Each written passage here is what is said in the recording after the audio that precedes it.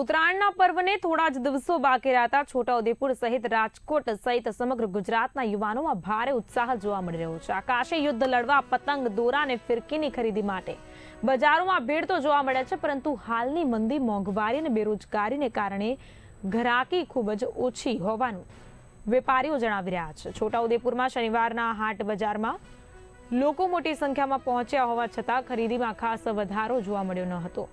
Dolomite ઉદ્યોગ બંધ થવું, ખેતીમાં થયેલું નુકસાન અને આર્થિક કટોકટીના કારણે લોકો ખર્ચ કરવા અચકાઈ રહ્યા છે। ઉત્તરાયણ પર્વની મજા અને ઉત્સાહ યથાવત છે, પરંતુ વેપારીઓ માટે હાલનો સમય પડકારજનક બની રહ્યો છે। છેલ્લા ઘણા વર્ષોથી પતંગનો વેપાર કરી રહ્યા છે। છૂટક અને જથ્થાબંધ દરેક પતંગ દોરા વેચી રહ્યા છે। જથ્થાબંધમાં ગ્રાહકી સારી છે। ઉત્તરાયણને ગણતરીના હવે 3 થી 4 દિવસો બાકી છે। હવે છૂટકમાં પણ ધીરે ધીરે ગ્રાહકી શરૂ થઈ છે। ગ્રાહકો આવી રહ્યા છે, પતંગ દોરાની ખરીદી કરી રહ્યા છે। ઉત્તરાયણ પહેલાનો આ છેલ્લો શનિ રવિ છે।